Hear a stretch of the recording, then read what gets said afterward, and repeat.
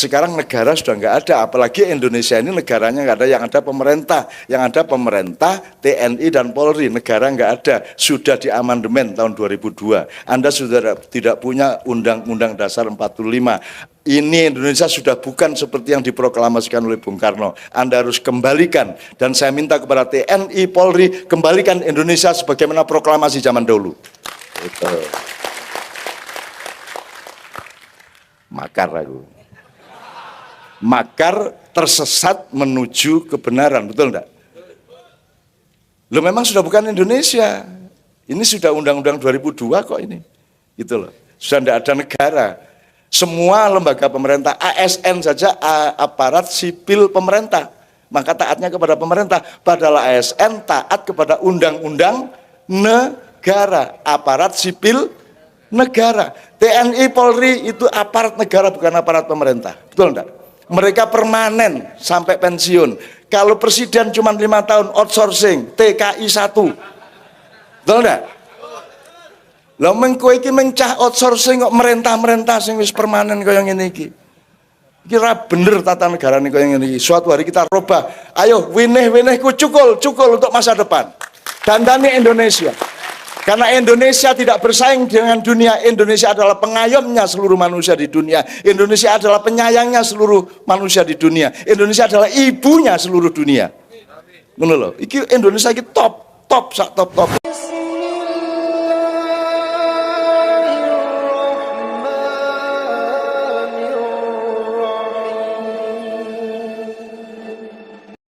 Katakan Dani ya.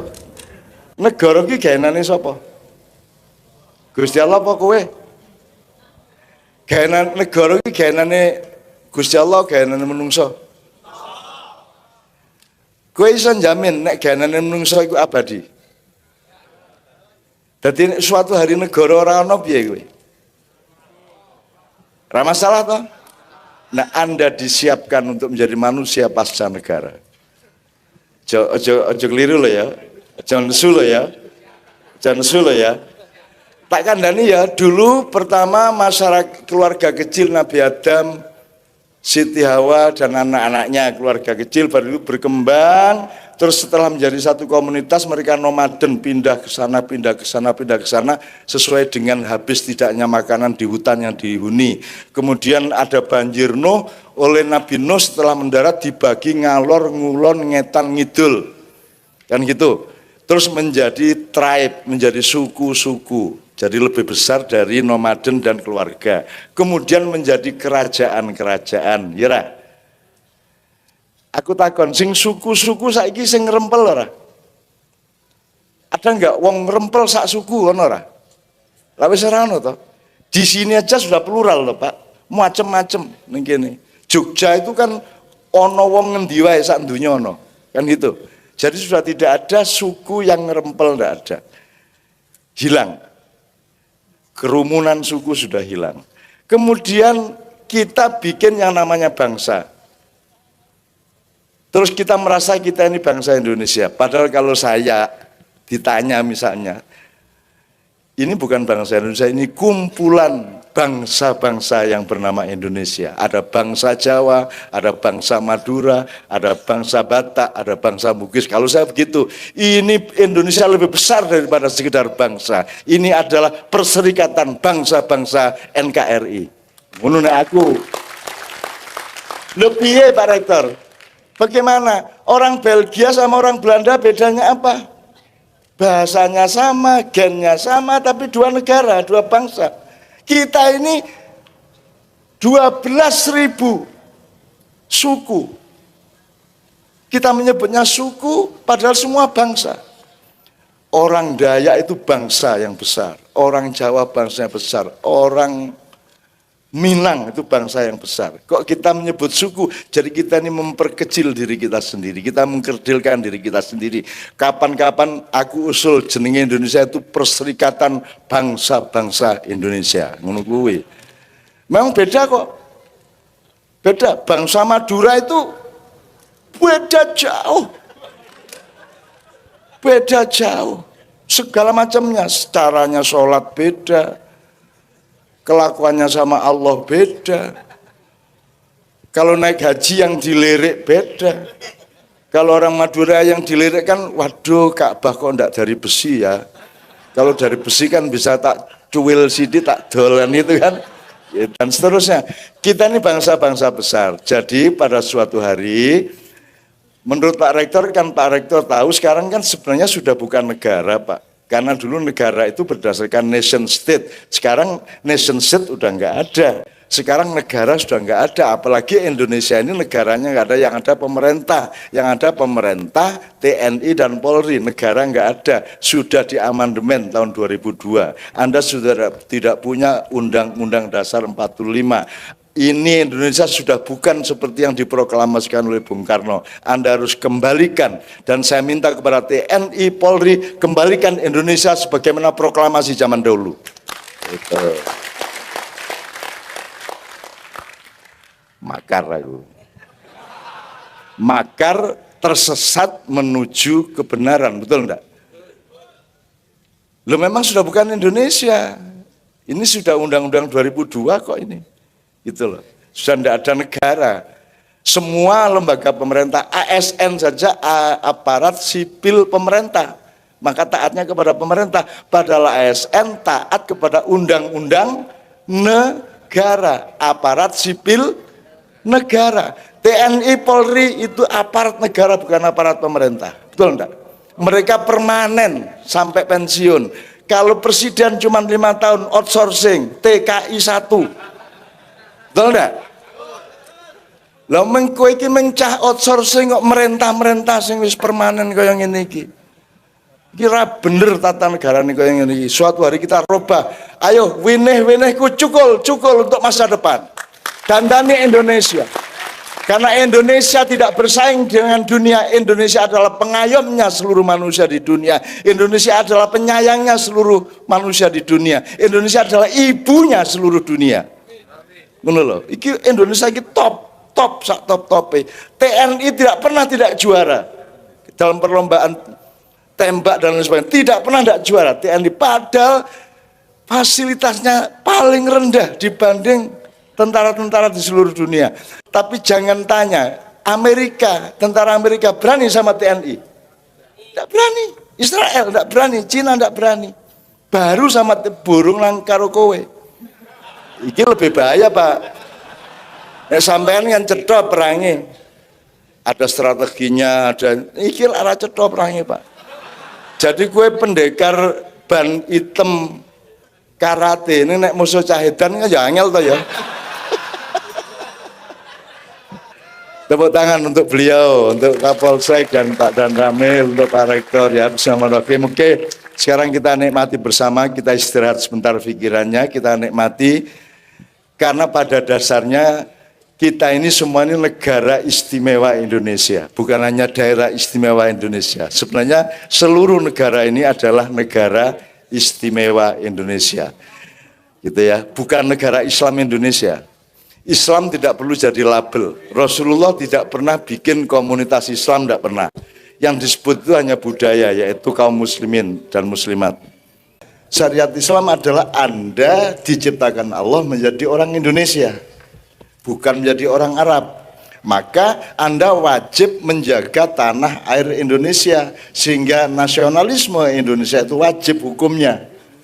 Karena hakikatnya adalah Anda diciptakan Allah menjadi orang Indonesia di bumi Indonesia. Wajib ora kuwi? Kowe nek dikai driji 5 berarti kowe wajib ngingu driji 5 kuwi, ora njur kok putus kok ganti drijine wong liya kan begitu. Nah, salah satu perwujudannya ada yang namanya Forum Kerukunan Umat Beragama Pak Rektor. Sekarang ini setiap pejabat kalau pidato itu salamnya 5 macam.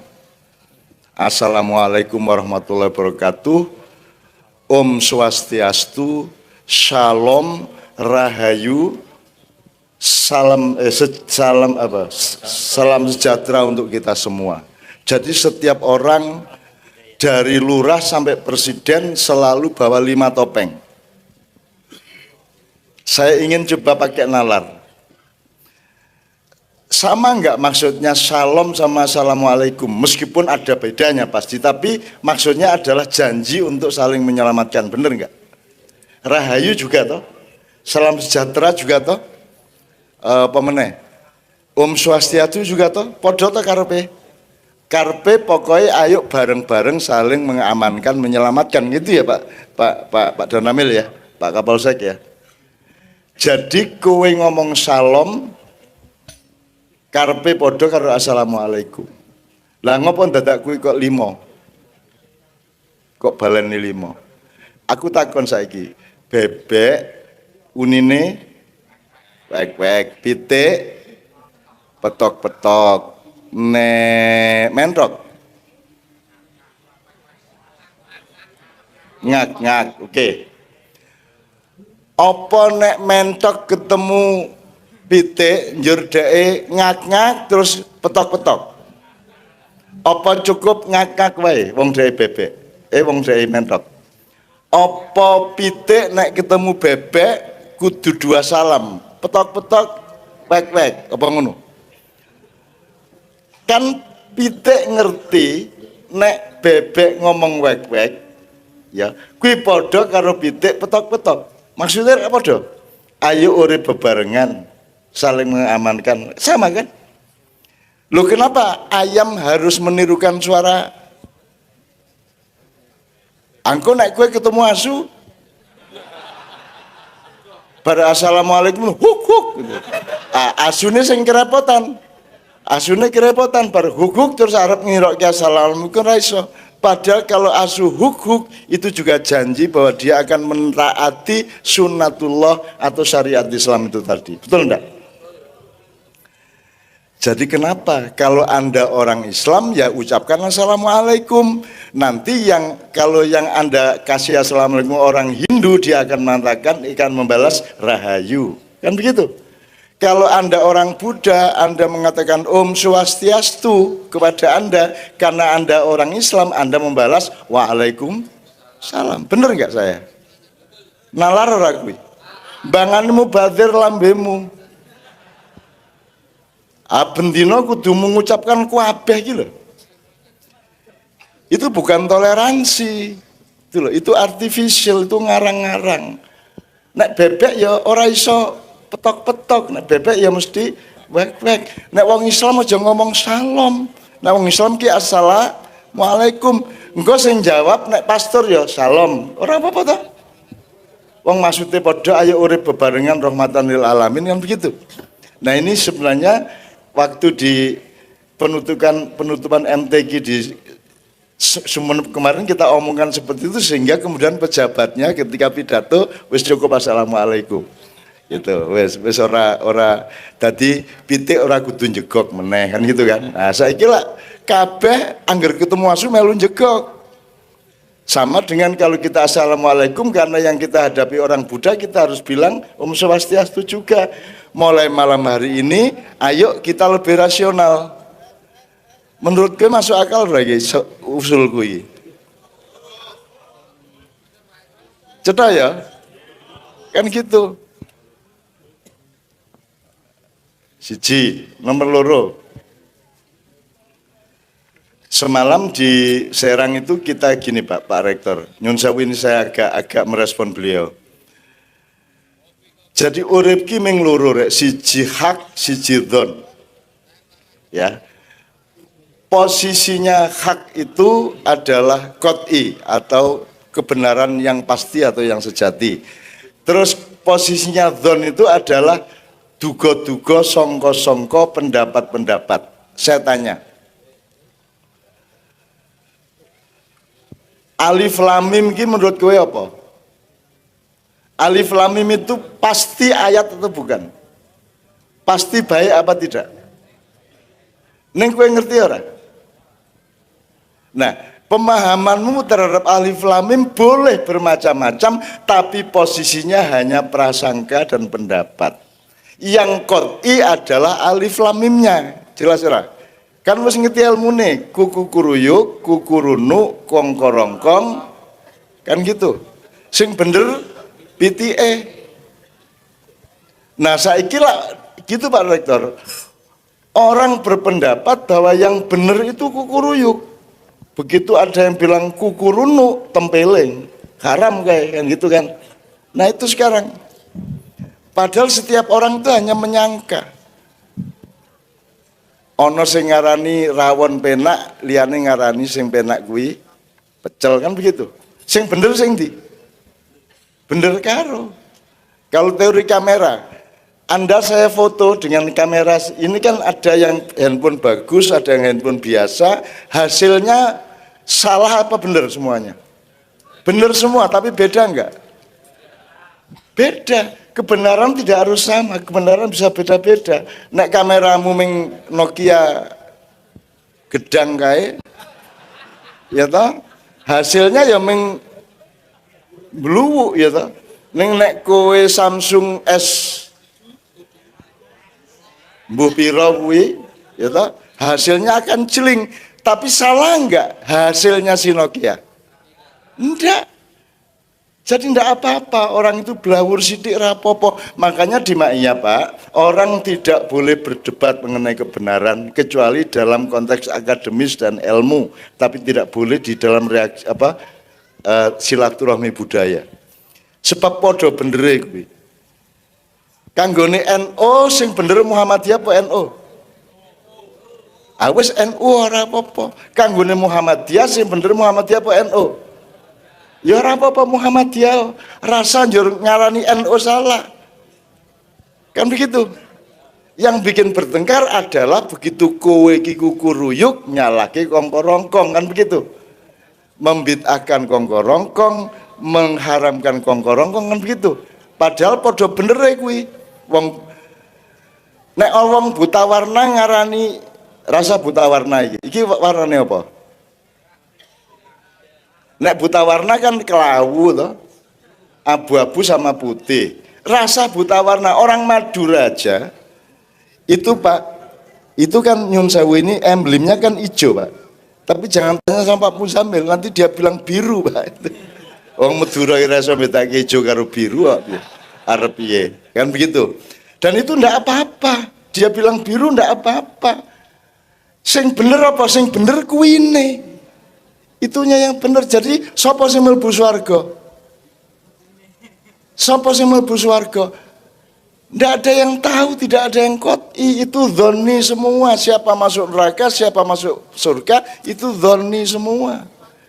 Maka satu-satunya jalan adalah kita saling mendoakan, mudah-mudahan kita semua oleh Allah diridhoi dan dimasukkan ke dalam surga. Lah ngono isone. Kowe rada persaku, kowe rada salah ning wis muga-muga diterima Gusti Allah. Ngono wae to. Mosok kowe ana kancamu rabi kowe ora setuju, ora cocok ora bojomu kaya ngono. Sikile kekamban kuwi. Gusine biru.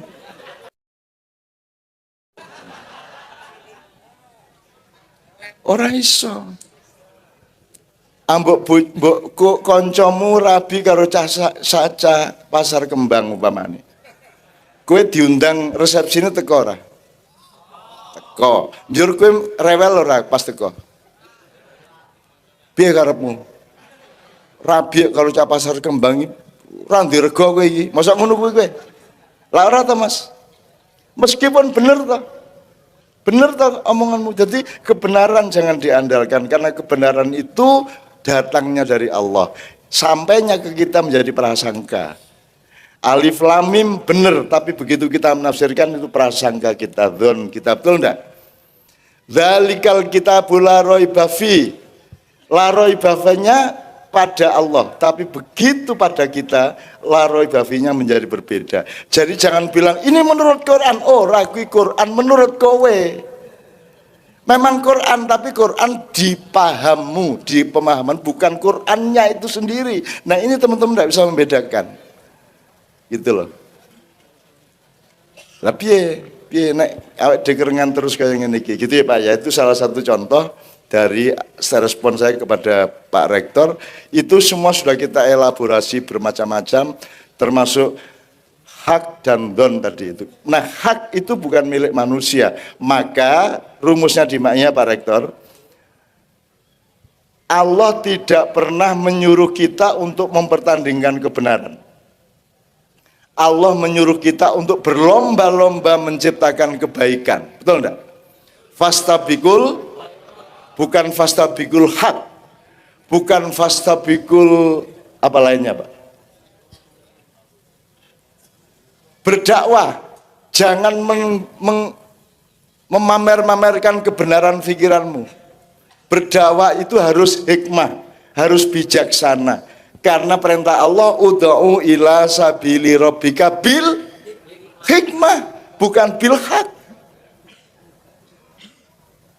Mengono bocah ndombil lambene kok celuk mbleh nang ndi mbleh gitu. Padahal bener toh.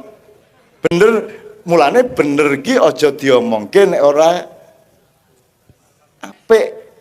Jadi outputnya harus kebaikan, hasilnya adalah keindahan. Nah, terakhir sekali Pak, sebelum satu nomor. Pertandingan di dunia ini bukan kebenaran, sopo sing luwih bener ora, tapi sopo sing luwih apik. Nggih mboten? Fastabikul khairat. Jangankan di bidang agama dan akhlak. Messi pemain terbenar sedunia apa pemain terbaik? Loh, bal-balan loh padahal gue. Tapi terbaik loh. Nggak sadar loh mereka, the best. Bukan the most true player, enggak, tapi terbaik. Muhammad Salah pemain tersalah ya gaya. Bocah ijan. Pemain terbaik tuh. Sarjana lulusan terbaik tuh, Pak. Bukan lulusan terbenar. Terbaik. Dan baik itu urusan akhlak sebenarnya, urusan keindahan puncaknya. Akhlak yang baik menghasilkan keindahan. Sholat puncaknya apa? Wah, sholatnya bener, ngono. Apa? Sholat itu puncaknya khusyuk. Saya tanya, khusyuk itu bener apa baik apa indah? Indah. Puncaknya adalah keindahan. Dan apa yang paling mewakili keindahan dalam hidup kita ini? Cinta. Dan transaksi kita dengan Allah adalah transaksi cinta. Jelas ayatnya, in kuntum tuhibbunallaha fattabi'uni. Kalau memang engkau cinta kepadaku, kata Allah, ikutlah Muhammad. Kan begitu. Jadi transaksi nih, perjanjianmu karo Gusti Allah ki orang gon bener, orang gon ampuh, orang gon kuoso, orang gon sugih, orang gon dudeng, tapi nggon tresno apa ora tresno. Jadi jangan memamerkan kekuasaanmu, jangan memamerkan kepandaianmu, jangan memamerkan kekuatanmu, jangan memamerkan kealimanmu, jangan memamerkan kekayaanmu, tapi tunjukkanlah dan praktekanlah cintamu kepada Allah dan kepada semua makhluknya. Lu kira-kira ya. Anda sudah bersaudara belum ini? Tadi kan belum kenal sebelumnya. Anda sudah laba persaudaraan. Nanti sampai ke akhirat ini ya semuanya ya. Gitu ya. Wes saiki tolong menolong sing duwe kantor iki kayak penggawean iki sing cawono sapa iki ya. Sing ben cetha ya. Ya gitu. Sing duwe adiayu kayak koncone iki mau ya. Itu dan seterusnya. Oke, nomor 2, Anda lihat. Ini tadi tidak sengaja kelompok ini kan kelompok kedua. Ada di tengah-tengah. Ini kelompok 3, kelompok 1. Teman-teman sekalian, Anda lihat. Yang 1 dan 3 itu eksplorasi rohman, eksplorasi ngelihat masyarakat secara luas. Kemudian menemukan titik-titik simpul dari permasalahannya. Dan ini sifatnya sudah solusi.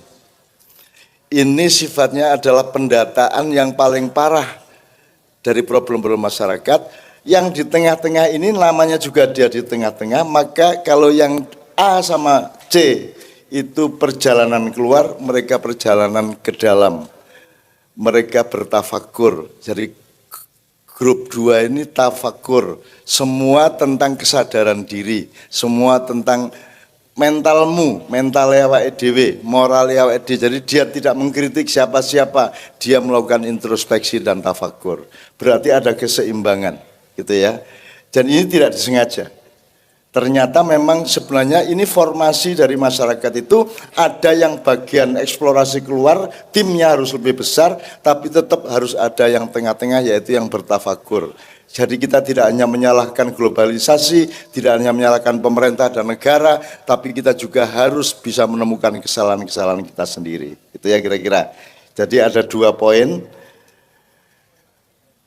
Saya tanya sederhana dulu sebelum Pak Rektor, yang grup 1. Nomor 1 hoax.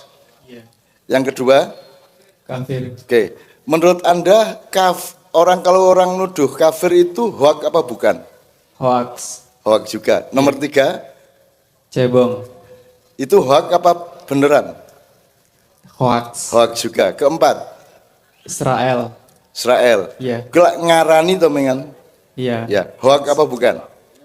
Hoax. Hoax juga. Yang kelima Komunis. hoax juga toh? Hoax. Nah, jadi kita ini dikepung oleh hoax. Sekarang masalahnya, siapa yang punya hak untuk menentukan ini hoax apa bukan? Sopo sing iso nentokke? Sopo sing kok kei otoritas untuk menentukan ini hoax, ini bukan? Siapa? Pemerintah? Mampu enggak pemerintah menentukan kebenaran?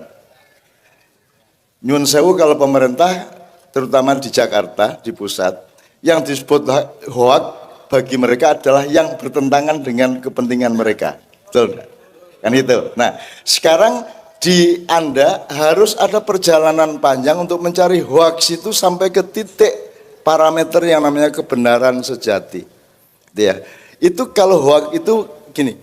Tadi saya ngomong alif lam mim. Alif lam mimnya itu truth, hak.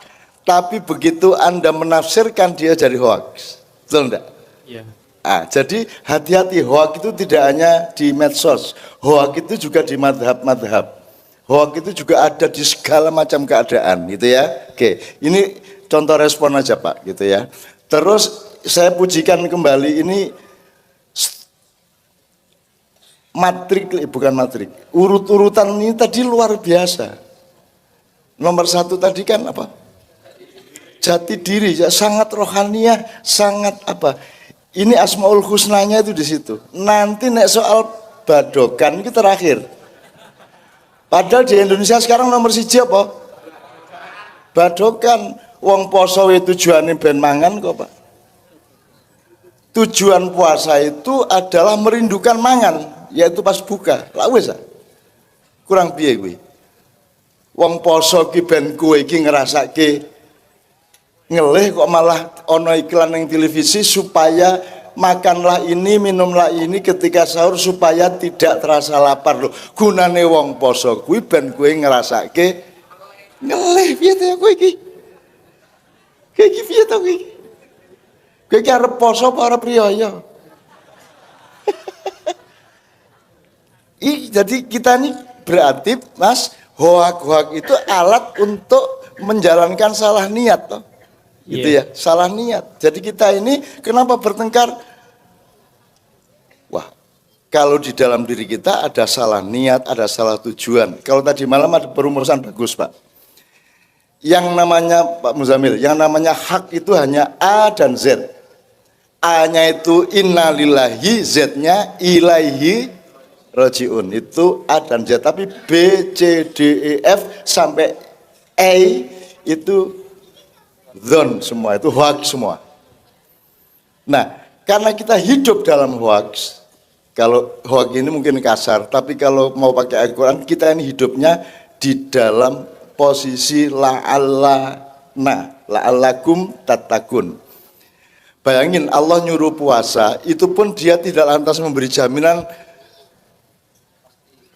kamu pasti menjadi bertakwa karena puasa, tapi Allah menyebutnya la'allakum. Pak Muzamil tolong diterjemahkan nanti menurut bahasa Arab, la'allakum itu apa artinya? Itu kan sesuatu yang subjeknya Anda sendiri supaya kamu mbok menawa nek wong dura rada dawa mbok menawa. Gitu ya. Oke ya teman sekalian. Oke. Sebelum saya berikan kepada Pak Rektor, ini pokoknya saya senang sekali karena ini bentuk penelitian loh ini. Dan tidak ada metodologi di kampus yang seperti ini. Karena di sini kelihatan sekali cara berpikirnya langsung kelihatan, ini kecenderungannya tafakur, sana kecenderungannya eksplorasi sosial, di sana menemukan titik-titik negatif sehingga mencari yang positif. Kalau ada orang ngomong anti teror berarti ada teror, betul enggak? Jadi jangan bikin grup anti teror supaya tidak ada teror. Kalau kamu grupnya anti teror, maka diperlukan harus ada. Nah kalau tidak ada teror, kamu menjadi tidak dapat dana, maka dibikin sendiri terornya, kan begitu. Supaya anti terornya menjadi bekerja, kan begitu. Jangan lupa ini semua hak di dunia kayak begitu itu. Oke, gini tak dawake gue ngelundasmu gue. Ora wis cukup kuwi wae. Pokoke ngerti prinsipnya ya. Ngerti prinsipnya ya, aja kapusan hoak ya. Jadi jangan dipikir hoak. Kalau mau kasar Mas, Mbah Hasyim menyangka Islam itu gitu, maka bikin NU. Mbah Dahlan menyangka Islam atau menafsirkan Islam itu gini, maka lahirlah Muhammadiyah. Kedua-duanya itu persangkaan atau pol pendapat. Yang benar mana NU apa Muhammadiyah? Mudah-mudahan benar kedua-duanya, kan begitu. Yang pasti benar Islamnya. Gitu ya Mas cara berpikirnya ya. Yang pasti benar Islamnya. Jadi akidahnya NU apa Muhammadiyah apa Islam? Akidahnya. Yang akidah adalah Islam. NU-nya itu hasil ijtihad, hasil dzon, hasil ra'yun, hasil tafakur, hasil muhasabah ilmu dan lain sebagainya. Jadilah NU, jadilah Muhammadiyah, jadilah HTI, jadilah FPI dan lain sebagainya. Itu semua bukan agama. Jadi jangan membela kelompokmu seperti engkau membela agamamu, kan begitu. Nah sekarang ini jangankan saiki Satrio Piningit, kuwi jane ya mung disangka Satrio Piningit bul dudu. Wis kadung diangkat bul dudu, wis muter lagi. Wis kadung dimplok, wah bul tai. Wah. Upamane ya, bahwa Anda ketawa itu yang Anda ketawakan adalah asosiasimu dewe-dewe kan gitu. Saya tidak memaksudkan itu meskipun jane ya iya. Saya tanya dulu Pak Rektor, saiki wis jam 12 kurang 10 lah, kurang 8 menit. Kita harus kompromi. Pak Rektor harus segera pulang. Pak Camat rumahnya 13 km dari sini. Saya berapa kilometer ya? Katanya luwih adoh ya Pak Camat saya luwih adoh dari sini gitu. Dan saya jam 3:30 betul sudah harus ada di airport. Sehingga kita tawar-menawar, katakanlah 12:30 sampai jam 1, oke? Bahwa nanti ternyata kok Allah ngodot waktu. Nah, monggo gitu ya, monggo kita manut saja. Karena Pak Camat mengatakan, loh tak pikir masih jam 8 lah, kok wis jam 12. Nah makanya jangan tertipu oleh hoax yang namanya waktu. Nek ngenteni yange ambok 3 jam dinteni, ya ra? Nek ngenteni honor 10 menit itu suwe banget ngono ta ya. Jadi waktu itu relatif tergantung kepada keadaanmu masing-masing. Oke, jadi kira-kira sampai jam 1 Pak Rektor. Sekarang saya mohon dengan sangat sampean memberi respon lah pokoknya kepada 3 anak-anak muda ini yang merupakan benih dari masa depan Republik Indonesia. Tepuk tangan untuk beliau. Ya. Terima kasih. Ini luar biasa. Jadi ini potret pemimpin itu ya seperti ini. Jadi harus melihat yang ada di lapangan. Jadi tidak boleh berasumsi. Asumsi itu menurut saya ya tidak boleh seperti itu. Jadi Anda bertiga ini adalah potret-potret pemimpin. Jadi yang dikatakan oleh Pak dan Ramil tadi, Anda semua itu adalah masa depan. Nah, inilah masa depan yang akan dibangun berangkat dari apa yang ada di lapangan. Yang tadi Mas siapa namanya? Mas Maru. Nah, Mas Maru kalau mau lulus, ya ini ditulis. Siap. Ya. Siap. Ya. Jadi Nera lulus kondo aku. Jadi nulis skripsi itu ya dari ini, dari lapangan ini, kemudian dicari jawabannya, Cak Non tadi dihubung-hubungkan, namanya dianalisis. Sudah nanti lulus. Kalau nggak mau tanda tangan pembimbingnya, yang tanda tangan saya itu. Amin. Jadi begitu. Jadi potret pemimpin yang luar biasa. Jadi seorang pemimpin harus berangkat dari lapangan. Jadi tidak boleh berasumsi menurut dirinya. Saya kira begitu. Dan saya setuju yang disampaikan oleh kelompok 3. Memang jati diri. Jadi kita ini kan di dunia, ya, ini kan tidak ada lagi negara, yang ada itu hanya geografis gitu loh. Karena konsep itu sesungguhnya antar negara itu sudah bercampur baur, ya. Jadi tidak ada lagi yang strict atau yang itu menurut negara ini, menurut negara lainnya. Karena apa? Karena dengan era teknologi kita bisa tahu apa saja dan bisa melakukan apa saja. Ya, sehingga yang ada itu hanya geografisnya. Kita di Indonesia, yang lain di Australia, yang lain di Amerika, dan seterusnya. Tetapi secara konsep itu akan sama. Bapak Ibu hadirin, diramalkan di negara Eropa, itu nanti dalam jangka waktu yang tidak terlalu lama, itu akan berubah jadi Islam. Ya. Ramalan. Karena apa? Karena ini era teknologi, saling belajar, ya, tidak ada sekat-sekat lagi, dan itu diperkirakan juga akan meluas, ya, karena kebenaran yang ada di ajaran Islam. Mudah-mudahan terus Islam akan berkembang seperti itu. Nah, saya kembali ke persoalan jati diri. Memang inilah yang menjadi landasan kita ke depan. Kalau di teori pendidikan namanya pendidikan karakter. Jadi karakter kita masing-masing. Jadi karakter itu yang akan membangun masa depan.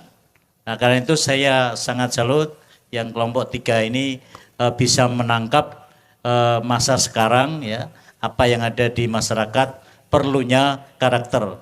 Jadi perlunya jati diri untuk membangun ke depan. Persoalan kemakmuran tergantung bagaimana kita melihat. Ketika kebutuhan kita terpenuhi, mungkin kita akan melihat sudah makmur gitu loh.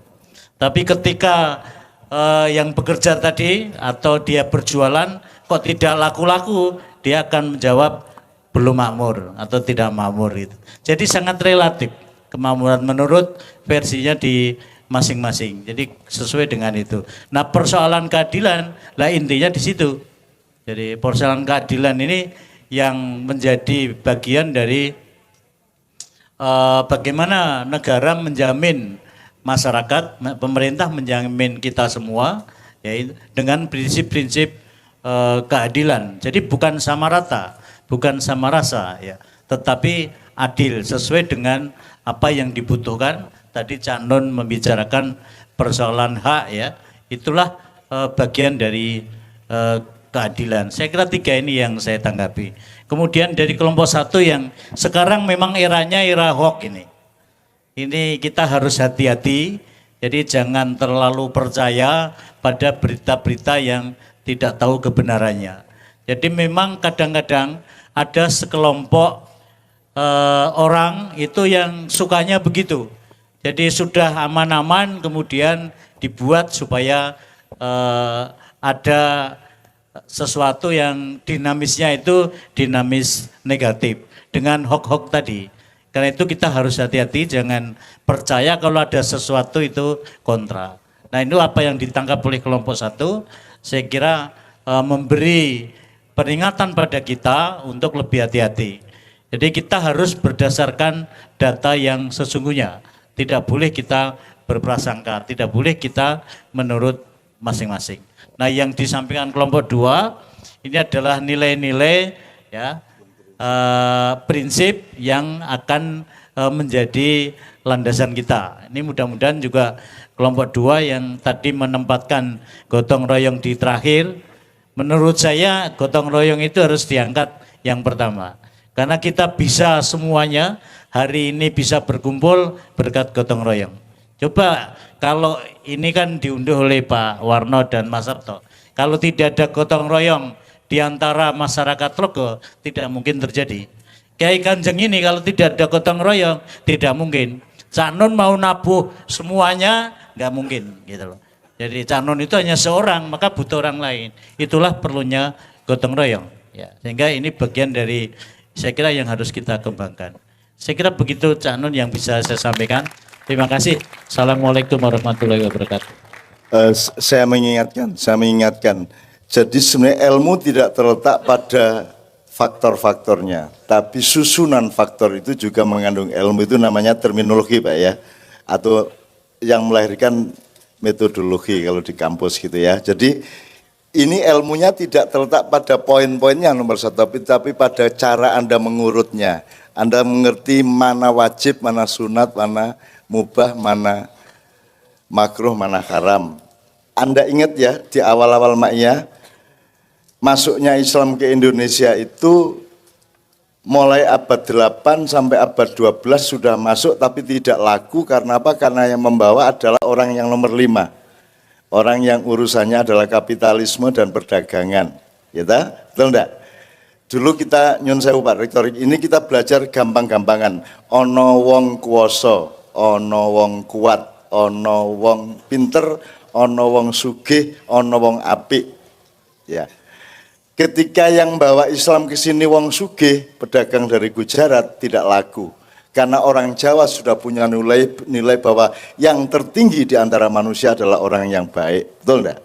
Ketika yang bawa Wali Songo, itu dia identitas utamanya jati dirinya adalah orang yang baik. Dipercaya dalam waktu 3,5 tahun Islam melebar ke seluruh pulau Jawa dan Nusantara. Nah, dari contoh itu Anda kan sekarang tahu, kita selama ini sudah menyimpulkan bagi masyarakat kita sekarang yang nomor satu itu apa?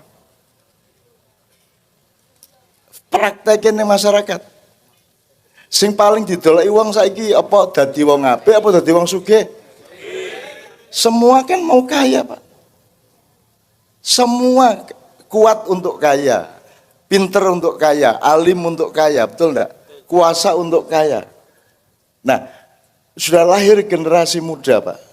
Sudah berubah seperti nenek moyangnya dulu. Yang nomor satu adalah jati diri. Karaktermu, dirimu itu siapa? Carilah dirimu, kan begitu. Nanti soal mangan, soal sepi, itu soal nomor 5 kan begitu. Meskipun itu tetap penting. Dan kita sudah tahu Pak, kalau di Jawa kan ada sandang, pangan, papan. Pangan nomor loro. Nomor 1, sandang itu apa? Jati diri. Betul enggak? Kalau kamu ingin kehilangan jati diri, gampang. Berdiri, copot celanamu. Kehilangan jati diri langsung, betul enggak? Jadi wong Jawa wis bener, kenapa Indonesia enggak belajar kepada Jawa? Kenapa tidak diurut dulu sandang, pangan, papan? Kenapa kita sekarang pangan, papan, sandang, kan begitu? Jadi kita tidak ini policy kita di Indonesia ini menomorsatukan pangan, baru papan, baru sandang. Jadi wis ora apa sing penting mangan mudhar apa-apa kan gitu saiki wong saiki lak ngono kuwi. Isin ora apa-apa sing penting dadi bupati kan gitu. Ngapusi wong akeh ini merakyat dan seterusnya itu kan. Ya, jadi itu kan kaya wong muda sing penting mangan kan gitu. Ya, jadi sudah lahir generasi muda, sudah lahir anak-anak muda yang kembali seperti nenek moyang kita yang menomorsatukan harga diri, menomorsatukan martabat dan jati diri manusia. Hanya dengan manusia yang mati jati dirinya, maka cita-cita telogo ini yaitu nguwong ke wong, memanusiakan manusia, tema pada malam hari ini tercapai sudah dengan adanya 3 kelompok ini. Dan saya ya Allah jadikanlah mereka pemimpin-pemimpin masa depan. Apa yang membuat mereka bisa menyatu hatinya, lantas akibatnya bergotong royong. Itu yang disebut sebab akibat. Banyak sekali polisi-polisi dari pemerintah yang memaksa-maksakan harus rukun, harus plural, harus begini. Tapi mereka lupa bahwa kenapa mereka tidak gotong royong, karena saling merasa tidak aman, betul enggak? Nyun sewu Pak Polisi, Pak Tentara, rakyat banyak merasa tidak aman kepada pemerintah. Tidak aman soal pajak, tidak aman soal harga BBM, tidak aman soal dan seterusnya, membuat mereka susah gotong royong. Orang aman kok. Ini sekarang ini terjadi gotong royong luar biasa karena berangkatnya dari satu komunitas kecil yang sudah merasakan kita aman satu sama lain, sehingga kita ikhlas untuk membantu apa saja.